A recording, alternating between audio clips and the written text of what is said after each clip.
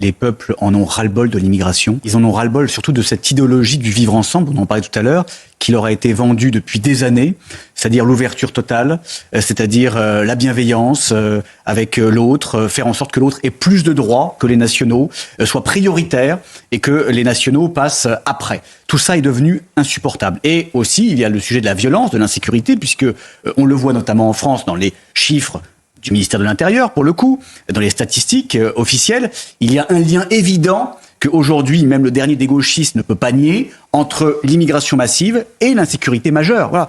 Donc les peuples, à un moment donné, se lèvent et en ont ras-le-bol de voir que leurs dirigeants, parce que le problème, il est là, le problème n'est pas celui des migrants, ce ne sont pas eux les responsables. Les responsables, ce sont les dirigeants politiques, de gauche et de droite d'ailleurs, qui ont fait venir cette immigration, qui ont fait croire à la terre entière qu'elle pouvait bénéficier d'un asile, qu'elle pouvait être soignée, prise en charge, bénéficier de prestations sociales chez nous, au détriment de nos peuples. C'est ça la réalité. Et aujourd'hui, vous avez des peuples qui ne le supportent plus, qui l'expriment à la fois dans les urnes, et c'est une bonne chose, et malheureusement, qui l'expriment aussi par des actions de ce type qui ne doivent pas se généraliser, parce que des sociétés de plus en plus multiethniques deviennent des sociétés de plus en plus multiconflictuelles. C'est ça la réalité.